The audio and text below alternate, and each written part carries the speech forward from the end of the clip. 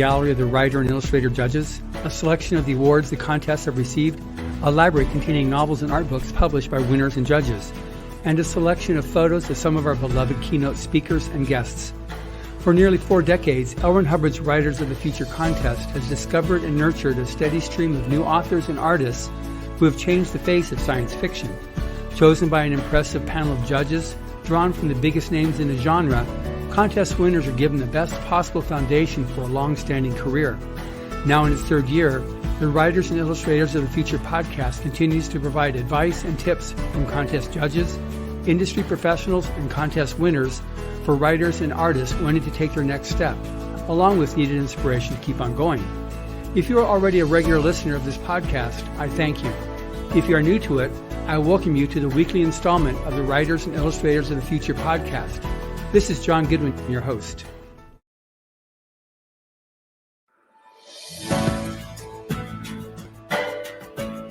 Hello, and welcome to the Writers and Illustrators of the Future podcast. This is John Goodwin, your host. This podcast is dedicated to the aspiring writer or artist and will provide inspiration and tips from top professionals in the field, along with contest winners and a few surprise guests. Well, today we have a very surprise guest. We're at DragonCon in Atlanta, and we have with us the CEO of the DragonCon, Pat Henry. Welcome, Pat. Hey, thank you, John. Welcome to you guys. Thanks for coming to Atlanta to visit. Thank you.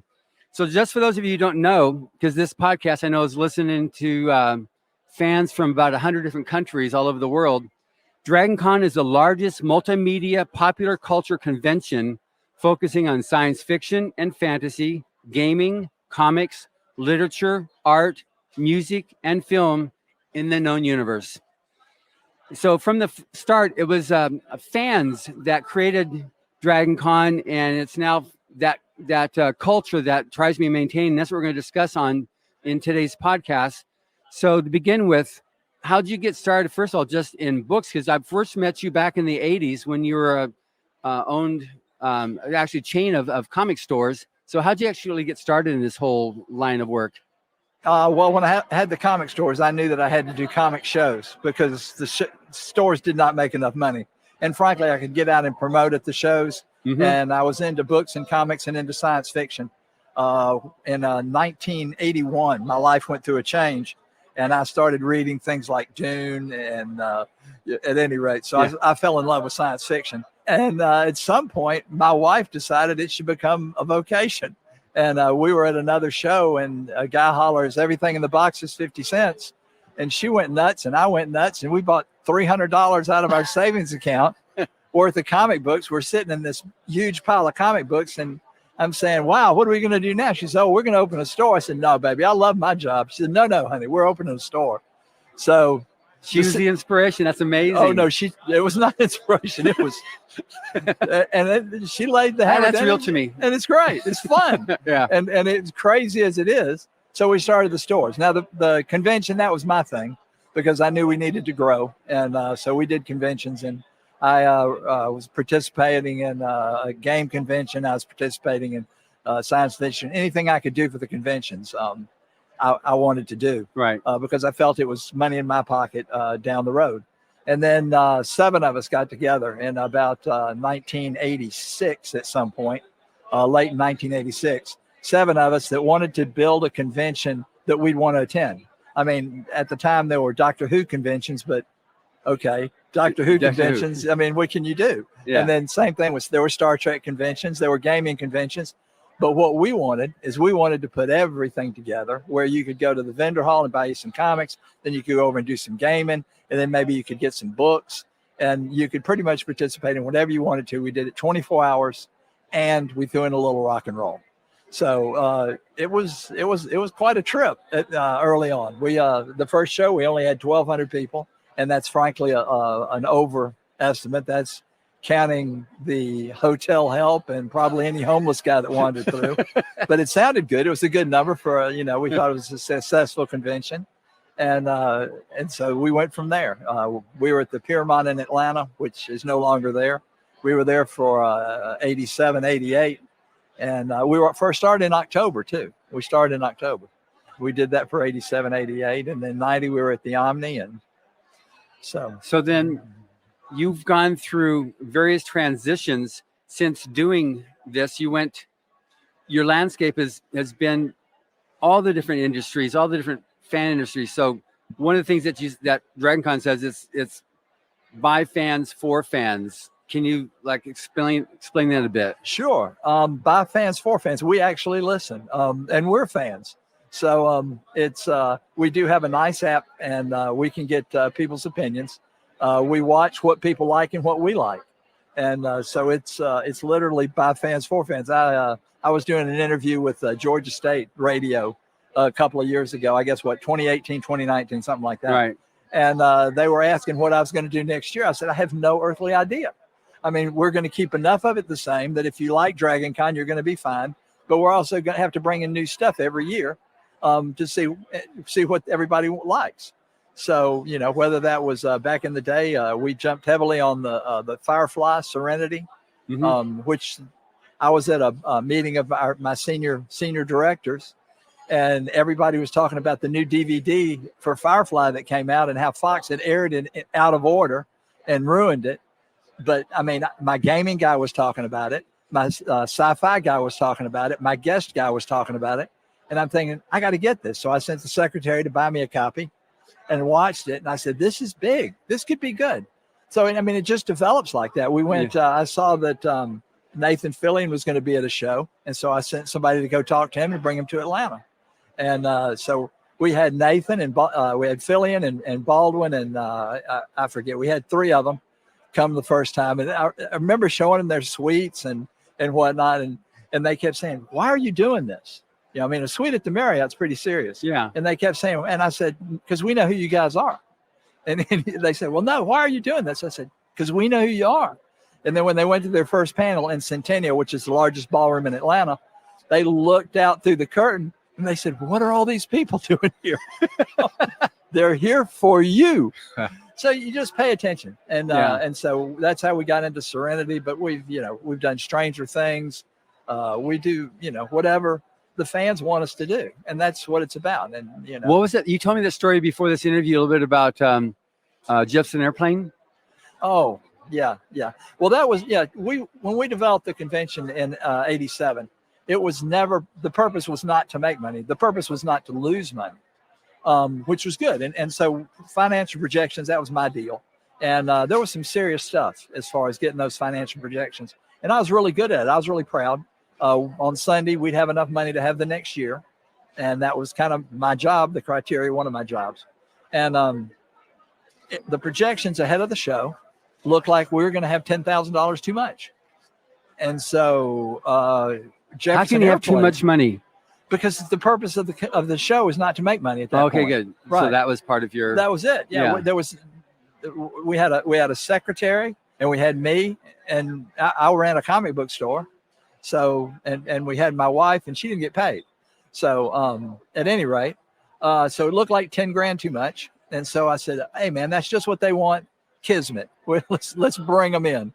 So you brought in Jefferson Airplane. Yeah. And little did I realize what that would do to the population, which exploded. So what was a $10,000 became $100,000. So, and at that point, it was Katie bar the door. So we did do some things, that I'm really proud of. We are tremendously a giving people. And if you look at the charities, the local charities of Atlanta, in the past 7 conventions, we've given over $1.2 million to charity. So we can find places for the money. Yeah. And, and people get paid now. We've got a core group of staff that do get paid, which is nice. A lot of us could drop our day jobs and dedicate. I think the last full-time employee I hired, her job was to improve the production value of DragonCon programming, and that was pretty much her job description. And she's done. We're working on it. It's a big show. There's you've got on the number of panels and number of events that you have going on here. Has anybody ever counted it? Oh yeah. I don't remember it, but it's over 3,000, maybe 3,500 hours. So not this year though. This year with COVID, we're having to close rooms to get cleaning. We're closing them twice a day. Well, twice, one at night and one cleaning during the day. So it's almost a joke. Actually saw a costume closed for cleaning. Yeah, I see it on the schedule. It has closed for cleaning. It just runs for like a half hour on all the different rooms, and then they're back open again. Exactly. So this year is kind of off for us, but it's been a challenge with the COVID. I mean, who knew that we would have these? And originally we had a great idea to get the vaccination. We were going to put a special badge together for the vaccinated. And then when the city of Atlanta said you have to wear masks, it kind of took that out of my hands. So we figured, okay, well, we're going to do masks because that's what the law demands. And a little later, we said, the masks aren't enough. And so we did do the required vaccine or a negative test 72 hours before in order to come to the show. Which is, there's so many pros and cons on the whole thing on it, but the fact is COVID's real. And, when you're in this, even though you've capped it at 40,000 people here, which is what, half? Yeah. It's still a lot of people. I look out here and there's just a lot of people there. Yeah. And all it takes is, possibly one person to, spread it. But we're, we think the safety is important. I mean, at DragonCon, if you can't relax at DragonCon, good luck. You can't relax anywhere because these are first time I came to one of these shows. I was home. It was there was like a little hole that all of a sudden it closed, and I saw there are a lot of people like me. I mean, they're into the science fiction, they're into the comic books. I didn't have to, hide my comics under the bed anymore. They're just,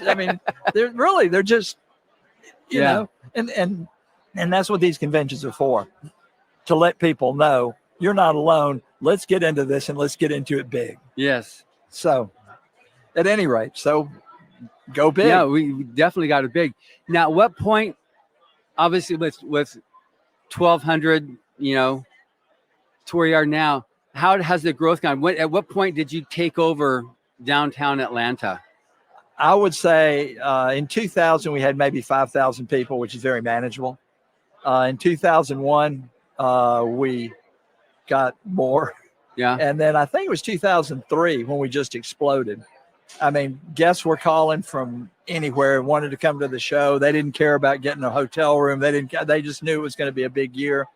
And it overwhelmed us at DragonCon. And the board of directors told me that the year after that, no growth. And I said, guys, let me get 10%. Let me get 10%. And 10 or 12. And the guy said, okay, Pat, okay, we'll do that. The next year we nailed it right at 12%. And I was terrified because I'm a back in the class guy.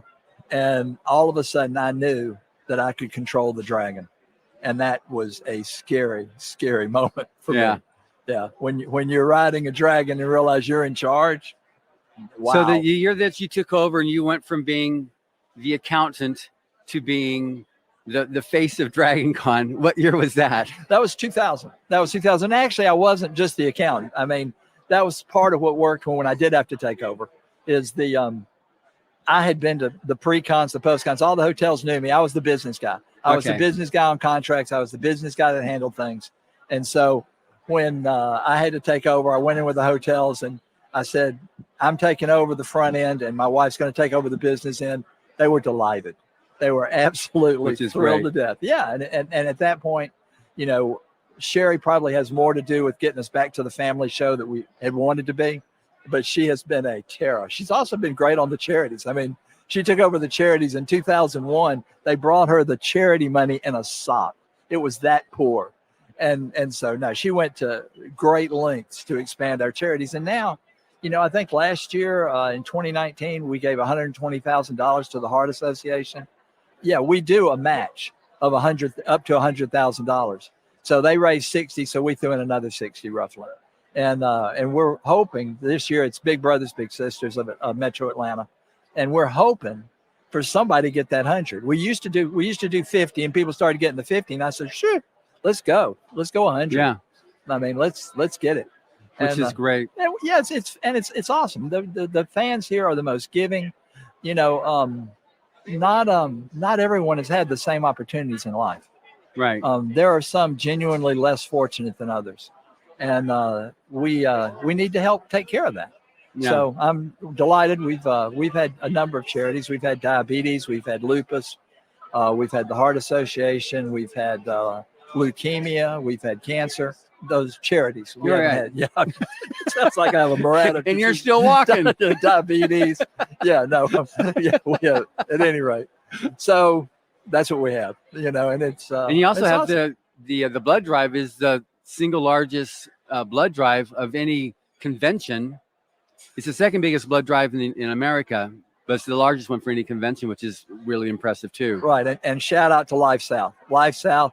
We used to try to get the blood drive from the Red Cross, and they wouldn't get the people for weekends. And we're on a weekend. Yeah. So they really had a lack of interest in Life South. When we talked to them, they were willing to come in. And when they came in, holy cow, they came in, they were dressing as vampires. And I mean, just really kicking it. Yeah, so DragonCon-esque that it was awesome. It was terrific. And they go out and promote and whatnot. And I don't know, I guess they were here for 3 or 4 years. And the Red Cross said, "Oh, we'll do that." And I said, "Oh, no, you won't." We're very happy with these guys. And they really are. We do that over in the Hyatt. And we're just glad to be a part. Yeah. But you're right. That's another.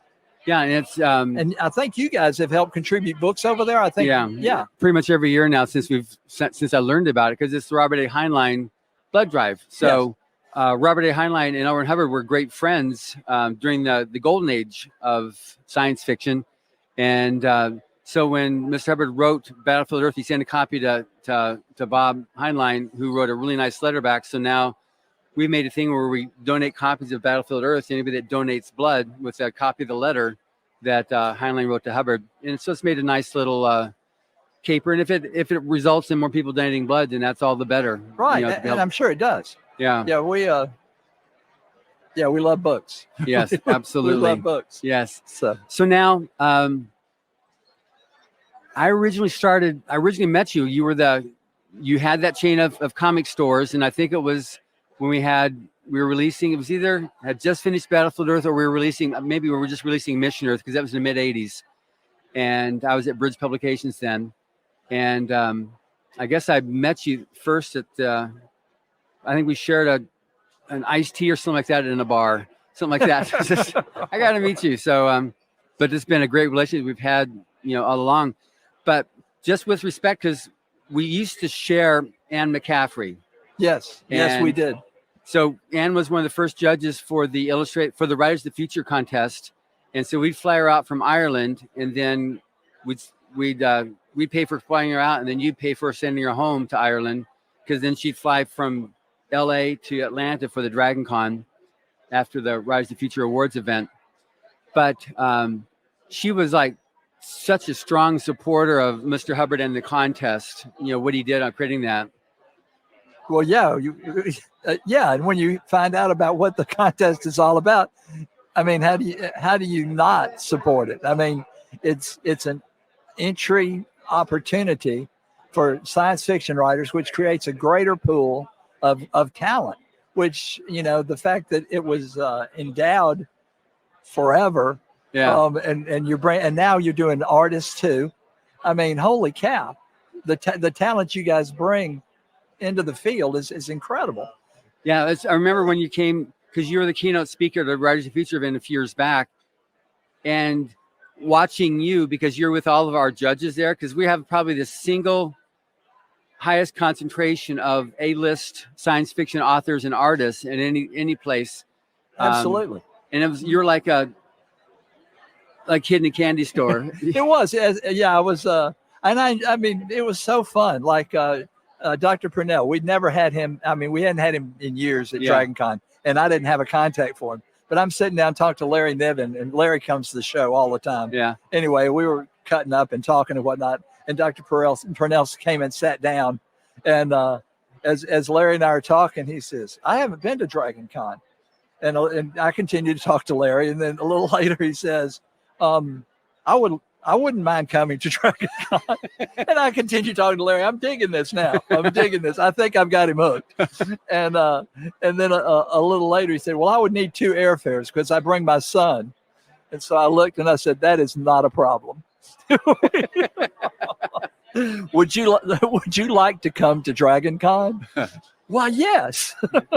Yeah. It was. I mean, it's just crazy like that, and running into Larry Elmore, who I've known for years, and it was a lot of fun. But a lot of the people you've got here are people that are graduates of Writers of the Future. They're winners that are now you see here. Eric Flint is one. Yeah. But and the fact that you guys do that, holy cow. I mean, to see the extent of the judges and the expense and the amount of money that goes into it, and it's a top-notch event. The presentation, it's black tie for crying out loud. It's awesome. Teleprompters for crying out loud. Yeah, that's where I got my teleprompter. I used it out there at Writers of the Future, and I have one now of my own that I use at opening ceremonies. And it's excellent. That was just one thing that, like I said, Mr. Hubbard was so adamant about helping the aspiring writer and artist. He had a big track record of that back in the 30s and 40s when he'd be at publishing houses and somebody else would come in and he'd give them tips. And we have different books that have letters correspondence between him and other aspiring writers at the time, giving them, coaching them advice and what to do. So this was just like an extension of what he had been doing all along. And he started in 83. He passed in 86, and he put it in his will that it continues, to happen, because that was the last genre he wrote in, was science fiction and fantasy. Right. And that's we had Battlefield Earth and Mission Earth, and it's gone really well. Obviously those titles are great, but it's just the fact that now we're in year 38 of the contest. Wow. Ready to release volume 37. And you just take a look at how many people from the first 10, 20 volumes are now the best-selling authors of science fiction and fantasy and the top artists in the industry. You just kind of go, wow. And I run into people say, are you familiar with Rise to the Future? And like Rob Sawyer said, am I familiar? Let me tell you, some of these people you read now, they entered the contest. Brandon Sanderson, he was a finalist, or he was an honorable mention. And Rob Sawyer was a finalist. And Joe Black, he was an honorable mention, Wow. So it's just all of a sudden you find out these people, they're like, wow, I entered the contest. Yeah, I did. It's important that people have that sense of hope. Don't give up. Don't quit. If you get that honorable mention from the contest, because it's blind judging, it means that your work really was that good, and you're in the top 10 percentile to be able to get that. I imagine it also helps them down the road to get published, to have that hanging on their shingle. Yeah, there was he didn't win Britain's Got Talent, but he was a finalist. He was in the final 3 or final 2, when they're winning to who's going to win the big check and go perform for the Queen. Daliso Chapando, he was a comedian from Malawi, and just a brilliantly hilarious person. But he entered the contest, and he got an honorable mention. He kept the cert on his wall for years, because that was the only thing that gave him the sense that I can write. I do have it. Don't give up. Don't quit. And so he finally made it through. Now he's one of the most popular comedians in Britain. But on his resume, he says on there, Rise of the Future. He's still on his resume now, even though he's a very famous comedian. It's just, you see that all the... Well, just my speaking was not my strong suit, but after you guys got finished with me, I'm not scared of it anymore. Yeah. I've got my teleprompter there, and I'm good to go. So it's amazing as you guys mold talent, as you guys help grow talent. You guys encourage people. Yeah. It's a hell of a program. Yeah. Yes. That was Mr. Hubbard's intention, and we try to honor that. And so now it's so great having a show like DragonCon, because your recognition of what the contest has done, but also making it possible for others to be able to discover it. It's right. And people come and meet the people that have done well in the contest. They can come and meet their favorite authors and whatnot. I mean, just like this trip, I met John Scalzi. I'd never met the guy before, but I started actually reading his book here, the Lock-In, and oh my God, I bought 3 books. I'm a fan. He was DJing last night at the last party at Alderaan. I mean, this is crazy, but you get to meet these people up close here at DragonCon. and find out, wow, this is okay. Yeah. So yeah. And Eric Flint does a whole lot here. You got I can't tell you how many panels that guy does here. So but it's interesting world. It's an interesting world. Yeah, you get them started, and I'll take them from there. Exactly. So now on DragonCon, so on the DragonCon.org site, it goes through the whole history of DragonCon and what you're doing now with it. So it was growing, and then at some point, like we started talking about, you took over downtown Atlanta, and so how many spaces? How many? I mean, it's just huge. Well, let's talk about the hotels with DragonCon. Okay, yeah. I did 2 truths and a lie yesterday for our DragonCon TV, and one of my truths was DragonCon currently has 5 host hotels. Totally, over the 35 years, we've only had 7 different hotels. And that's pretty remarkable. 35 years we've been in set. Yeah. But I do believe you bloom where you're planted. You stay there. Yeah. So right now we have 5 hotels that are kind of, and as we added hotels in 2001, we had the Hyatt and we had the Marriott. Right. And if you go before that, it was always single hotels for the most part. But in 2001, we had the Hyatt and the Marriott. In about 2005, we were starting to bust at the seams. We had been asked to leave the Hilton in 1996. And I went back to the Hilton and said, hey, we'd like to get some rooms and maybe just a little space. And they said, oh, okay, we can do a little space. And so I signed up for, I think, 100 rooms. Well, when they turned around, we sold 500, and they needed to get me to okay that, which of course, and so I asked, well, can I get a little more space? And eventually, yeah, it worked out. So we had kind of weaseled our way back into the Hilton. And the other funny thing is about the bridge. We have a bridge now between the Hilton and Marriott. Yeah. When we were there in 1991 through 96, they kept talking about the bridge they're going to have to the Marriott. Well, I went back in 2005, and they were still talking that crap.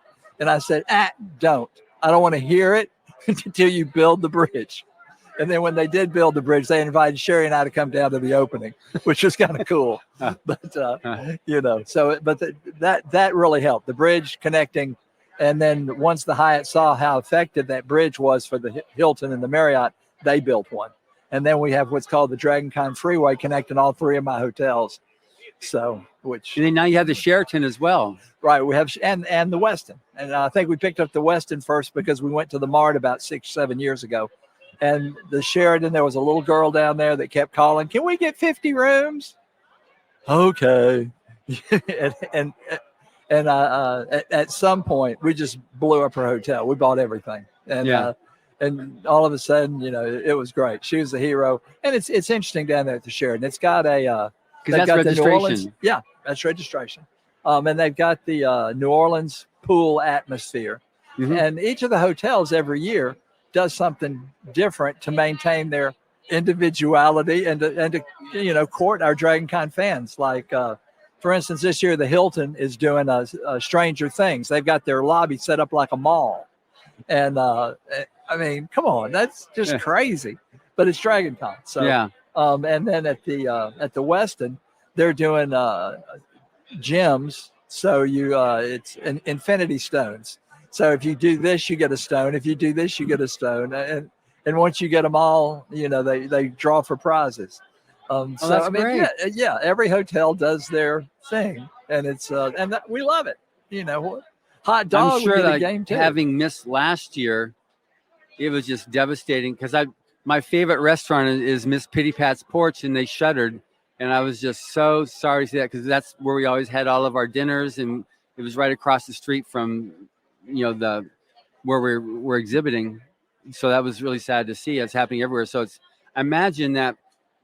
Have you done any calculations like how much income does DragonCon bring to Atlanta? Yeah, several million. Rachel will have to be here to tell you. I think about 7-8 million at least. Oh, wait a minute. No, that doesn't make sense. It'd be way more than that. That's probably just hotel 60, almost. 60, 70 million maybe. Yeah. Yeah, I'll have to get back to you with that number, but it's a lot. It's a lot.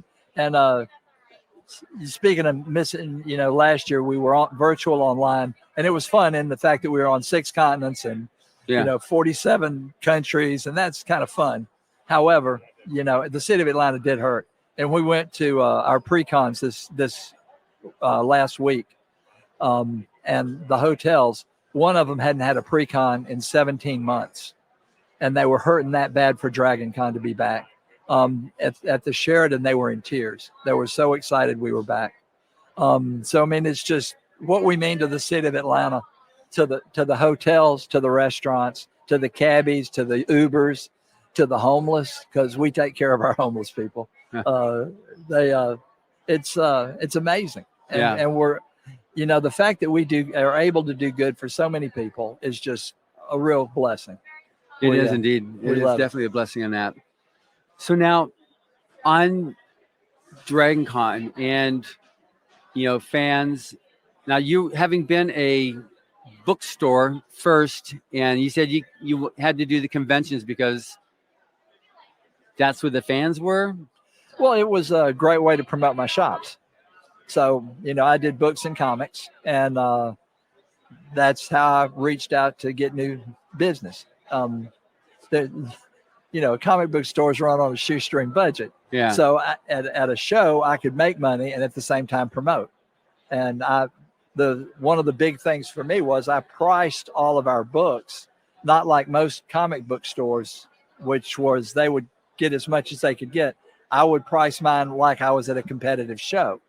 So I wanted people to know that they could buy their back issues at the same prices in my shops as they could at a show. So which worked out pretty well for us. So, I mean, obviously it grew to 7 at one point, and it worked out okay. That's great. Okay, now DragonCon is the first multimedia show in terms of all the different platforms that you were able to provide for. I mean, it's not just TV and movies, but you've also got gaming. Got books, comics. We're a science fiction convention by design. We have an opening ceremonies. We have a con suite, and pretty much the original design for DragonCon was a science fiction convention with different tracks, and the different tracks would allow us to have Star Wars, Star Trek, comic books, gaming, and we could have various panels, and we could make it a little more interesting than, say, a Doctor Who convention, a Star Trek convention, a gaming convention, because we had all these tracks. And you could go to a track room and stay all weekend, and you could just get about as much Star Wars as you could breathe in. Yeah. Or, you could select, well, I'm going to go to a Star Wars panel, but I also want to go over here and I want to see the Doctor Who panel. They got this 10th Doctor who's actually pretty cool. And, and then we have a bunch of literary tracks. I haven't even talked about them. We've got a science fiction track. We got science fiction fantasy. We have young adult. We have literature. That's where we started. Yeah. That's where we started. So when you had Anne McCaffrey, or you had the Pern track, yes. That went on for it went on for a long time. Yeah. And so we have the different tracks so people can do what they want to do. And so then in terms of people listening to this podcast are aspiring writers and aspiring artists. So branching over now to art for a bit, your art show over there in the Hyatt is probably one of the top 3 in the United States, of just as cons have had to like downsize or economize. One of the first things that would be the art track. So I've heard, but no, we let's just say we make our money at the gate. Anything else is okay, but it's not a big thing. And as a matter of fact, Don DeSantos was asking us when we quit charging on something, I forget what it was, we quit charging. He says, how are you going to make money? And Mandy looked at him and said, we don't have to. But, so we love the art show. Yeah. My wife was down there buying with me yesterday. And that's also a part of science fiction conventions, is a good art show. And I don't get involved in the top or the 1, 2, 3 or any. I stay away from that. We are who we are. Yeah. And I found that to be successful. Just to be who we are, as long as we can be who we are. And that's enough. The fans love it because essentially the fans are in charge. Yeah. So if they want to go in a direction, we'll go in a direction. I mean, I never would have come up with the zombie walk. I mean, but I think it was Friday nights, people dress up like zombies, and I think they start at the Westin and they wander through the Hyatt. I mean, and they're up. I don't know if you've ever seen any of the. I have movies. seen zombie walks. Yeah. I mean, it's whack, but people have a ball, and we love seeing them. Yeah. The 501st comes in, who's the Star Wars group, and right, the Stormtroopers. The Stormtroopers, and they'll march around. As a matter of fact, that's a nonprofit. The 501. That's why it's called 501, because it's a nonprofit. That's right. And charitable type. They do all these things to help other people. And they help us, and we help them. They raise a lot of money for charity. But in 2000, the 501st, Sherry and I were beat up in 2000. It was very tough, and we were both thinking about quitting. And we were up on the second floor of the Hyatt, and partying going on around. But it was a very tough year for us personally. And the doors opened, and here comes the 501st. The Hyatt had these brick floors, and you could hear those feet, and the crowd that was drinking and having a great time just separated. The 501st came through. They were walking Jeremy Bullock and David Prowse to a track, and they came in just with their arms just in perfect, just like at any rate, and down the steps. And then the crowd went nuts. And Sherry and I looked at each other and said, "We can't quit this. We cannot quit. This is too much for so many people." Yeah. And that's when it became, what do you call it? A mission. So because it's amazing just how many people look forward to the DragonCon and what it's done. But like I said, with the art show, what you've got down there, like Dan Dos Santos is one of our judges for the Illustrator contest. And he said it's going great. The first day, the second day, today's the third day now. And he said it's been great for him.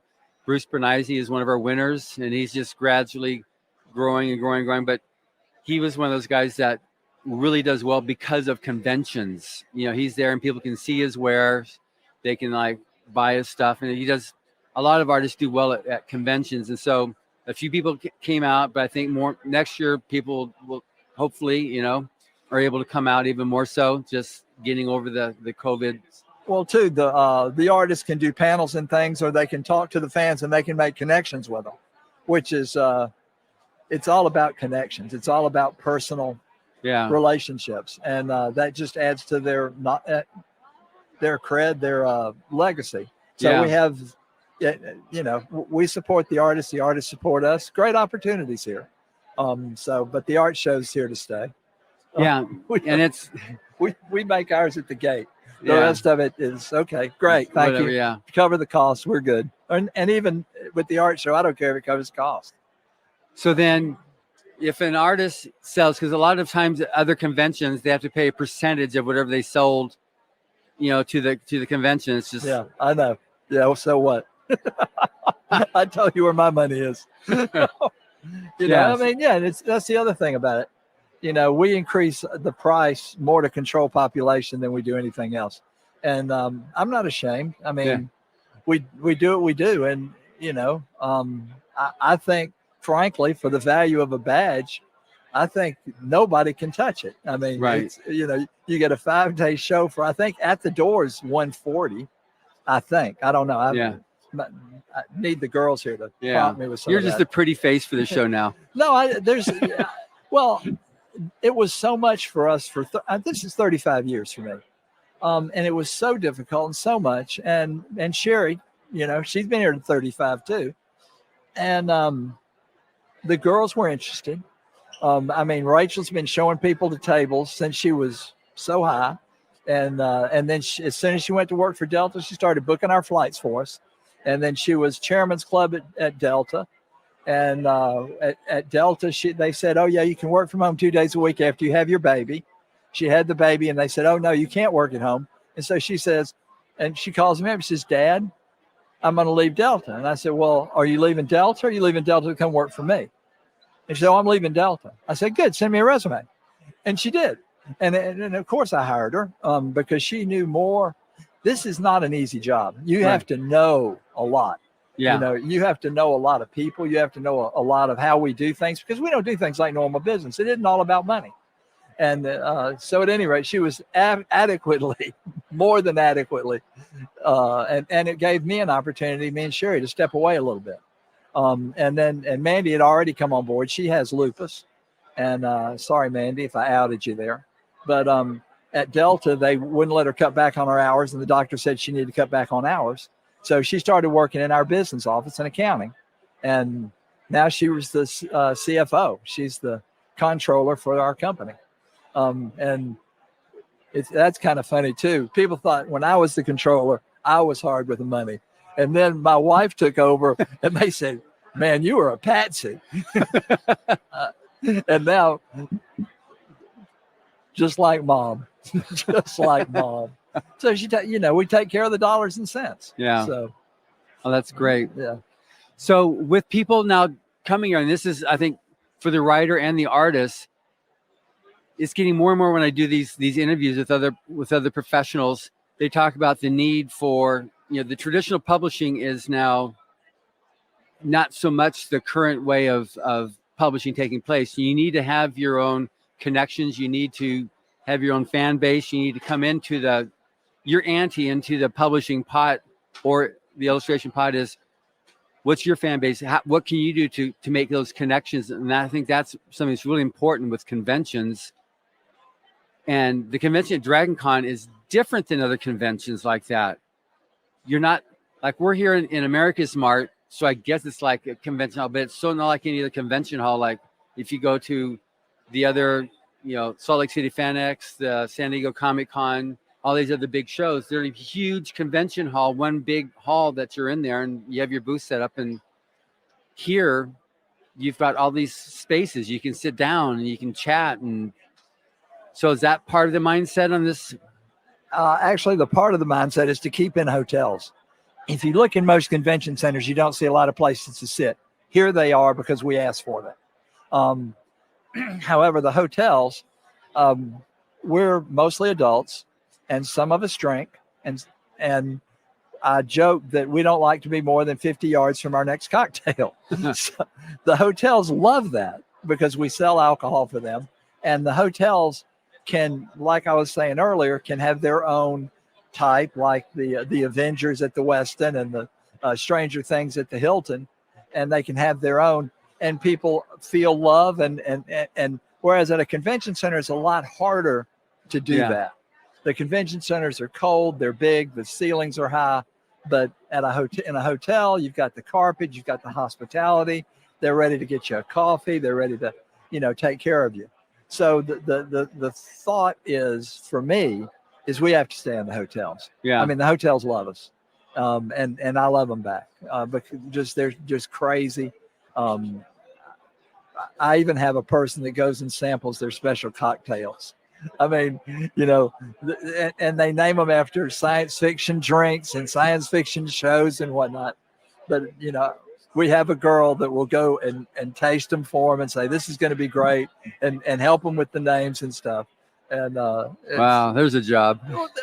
Well, it is. But I mean, we want them to embrace us. Sure. And they get a kick out of it. Because if it's their DragonCon too, then they're going to contribute to emotion. It makes it even a better experience for the fans. Right. And there you go. That is exactly what this is about.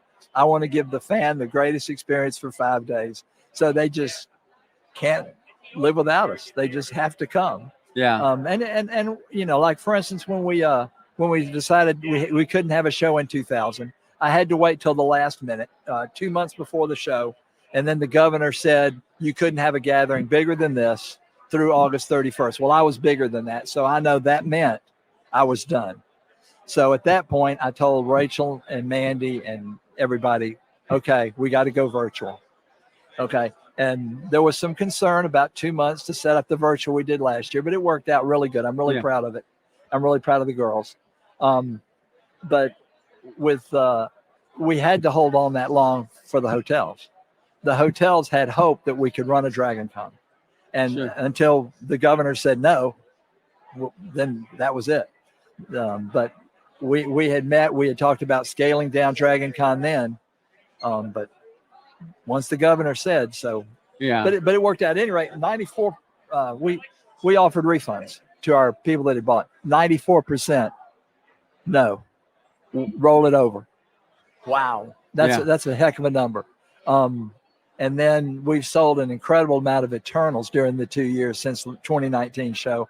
That's just ridiculous. That's a $3,500 membership. Wow. I mean, yes. And they believe in us and we believe in them. Yeah. So now we're here at America's Mart, Building 2. So you're pretty much on 4 floors. So 4 floors. And so is there any plans to be able to jump up to a 5th floor at some point, or you're capped at 4? All they got. We've always found a way. I mean, when we needed to expand, we found a way. I know. Now I'm going to get in trouble. The Apparel Mart, Building 3. Yeah. I've been here so long. We were here from 1997 through 2000. And they were called the Merchandise Mart, the Apparel Mart, and Gift Mart. So sometimes now it's Building 1, Building 2, Building 3. Yeah. So translation is tough. So Building 3 still has a lot of space, but that building was built a long time ago, and there are not enough bathrooms for mine. Oh. But if I have to, we'll figure it out. Yeah. So because I remember when you moved in here, we were given a tour. We're going to come over here from. Well, it used to be at the Marriott. Yeah, because I remember in the ground floor of the Marriott, we had a. And I was talking to a woman today. I mean, not today. I guess when I was doing the elevators on Wednesday, actually in the hall. You're running the elevators. Yeah, absolutely. At any rate, and one woman, some guy was complaining about how this is like the Hunger Games to get in, and she said, "Oh, honey, you should have seen us when we were at the Marriott." Oh, there were gypsies coming in fire exits. It was awesome. At any rate, so we moved from the Marriott, I guess, and then we moved first across the street to Building 1 because I knew I couldn't take the vendors geographically any further than that and have the vendors feel like it was okay. So we did that for 2 years, which was horrible, but it was better than over in the Marriott. And we did that for 2 years, and then we moved down here to Building 2. But if we tried to move here all the way from the Marriott with nothing in between, who knows? No transition, yeah. This is definitely the best of the places that you've had. I mean, no way you could have handled Marriott because it just totally, right. You just burst at the seams totally there. Right. Then we have other uses for the Marriott now. So but and we're just grateful that it works. It's now you've also got the parade. So that started and then it's transitioned, and let's talk about the parade. Yeah, the parade's got a great story on its own. I was walking with our guy from Freeman, my rep, and the Salvation Army was coming down the street with a parade. And I love the Salvation Army. I had a buddy of mine that was getting sober. He got out of detox and he got a bed for $1. And he was excited because he drunk up everything else. And so, I mean, I love the Salvation Army. They do take care of people, and we've had them as our charity before as well. But they were doing a parade, and it wasn't much of a parade. But he and I started laughing, not at how motley the parade was. We were thinking, we could do that. DragonCon could do that. And both of us just went off the wall with what we, zombies and. I remember that at least on CNN, was it CNN that had the 501st? That was the big thing I remember seeing on TV, that they featured the stormtroopers marching down the street in unison there at the parade. They feature all kind of stuff from that parade. But this was like years and years ago when you first started. And we also had the people that do the Lips Down on Dixie people that do the Rocky Horror every year. And they were in heels and, and the first year I had to talk people into it. It was really kind of a sad parade. We had our guest of honor, Nichelle Nichols, our Grand Marshal. The convertible didn't get there, so we had her in a van with the doors open. I mean, it was difficult. But at any rate, So I felt like we were parading people, but not a physically fit people. So we had to keep the parade kind of short. And so we 1, 2, 3 blocks, I think the first parade was. We came from 4 blocks. We came from Centennial Olympic Park up to Peachtree, down 1, and then into the Marriott. That was the first year we had moved the vendor hall into the Marriott. And by ending the parade in the Marriott, we felt like, okay, we can get everybody down to see the vendors. So that was part of the plan with the first parade. And then as things went great, thankfully we went across Peachtree, because the second year we realized that in order to go down Peachtree, you needed the city council's approval. Well, I've always tried to keep my head down when it comes to approvals, because I kind of look funny. You know what I mean? I'm not your classic business guy. And I mean, I can do it, and I put on the suit and whatnot, but I mean, my group, and these people ain't wearing suits, or sports coats, or right. Yeah. You know, We're sometimes fans. shirts with sleeves. So at any rate, well, but the rule was if you had wanted to go on Peachtree, you had to have the city council's approval, unless you had already been on Peachtree.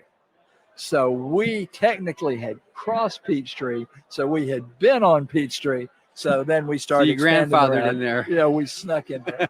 And at any rate, so and the city's been difficult sometimes. We got to the point a few years ago.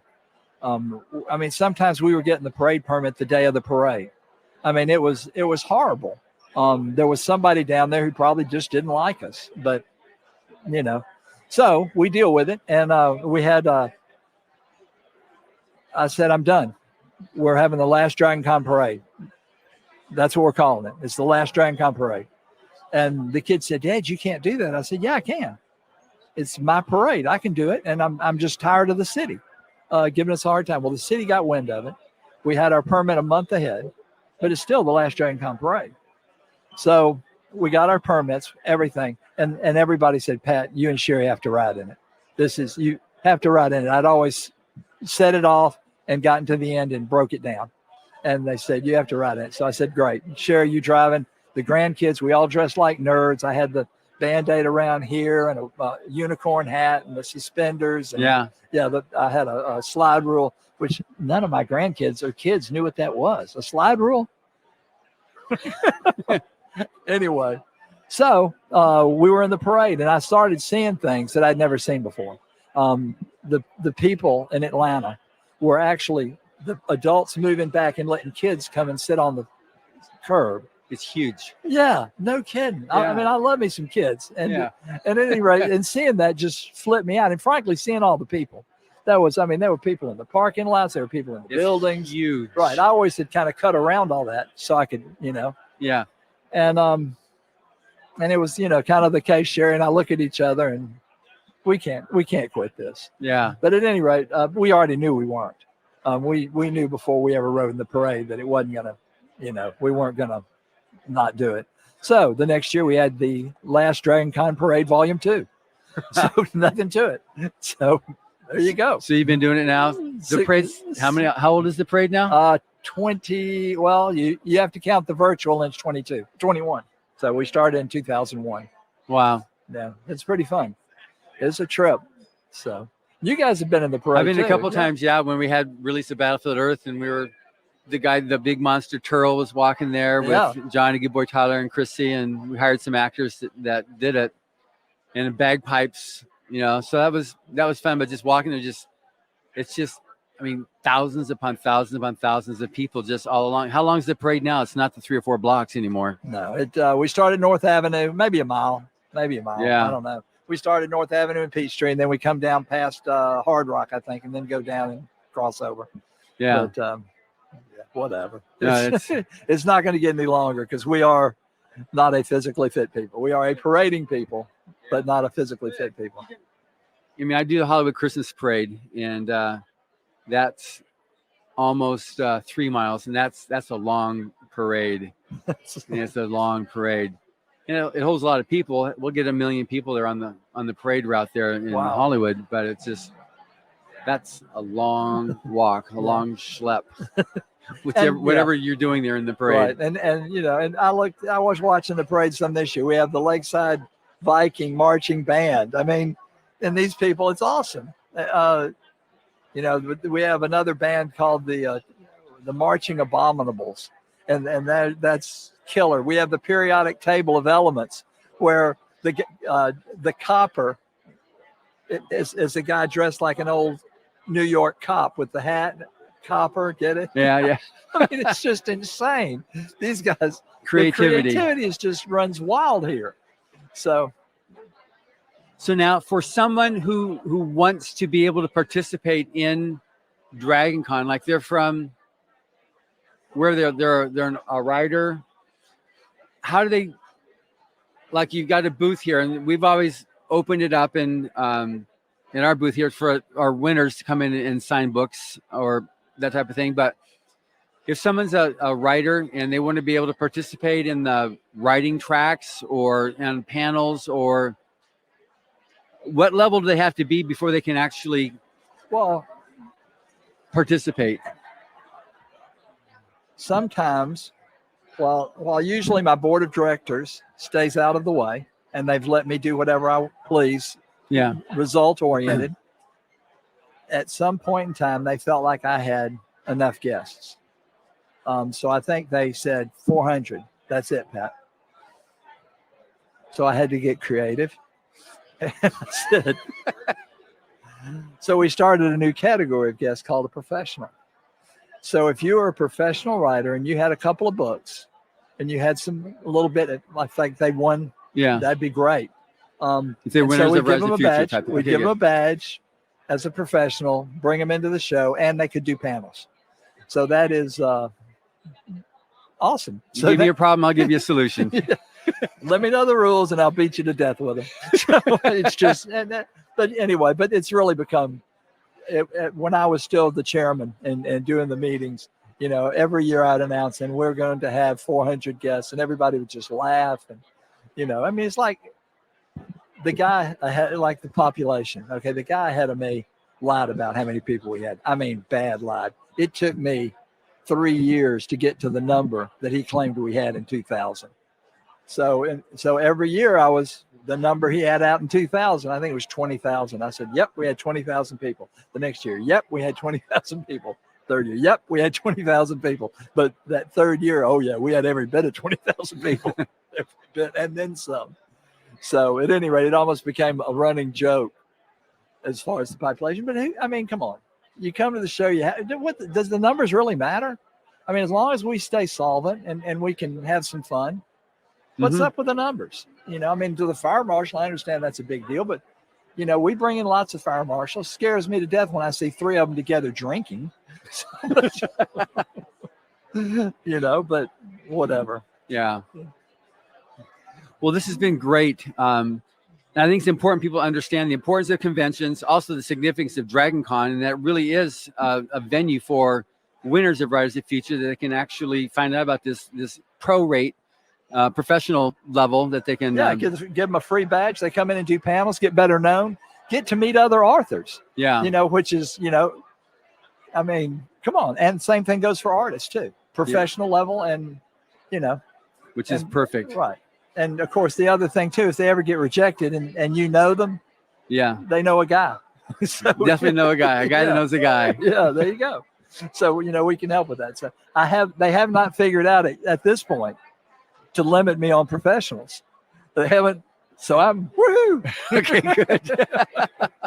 Well, that's awesome. So thank you very much, Pat. This has been great. Well, thank you, John. It's been fun. Great. And thank you for listening. Subscribe to the Writers of the Future podcast, wherever you get your podcasts. The Writers of the Future podcast is available on SoundCloud, iTunes, Google Play, Pocket Cast, Stitcher, Player FM, iHeart, and Spotify. We've also been globally syndicated on United Public Radio Network. Writers and Illustrators of the Future are contests created by L. Ron Hubbard to provide a means for the aspiring writer and artist to be seen and acknowledged. It is free to enter and open to new and amateur short story writers and artists of science fiction or fantasy. Again, thank you very much, Pat. Thank you, John. It's always a kick.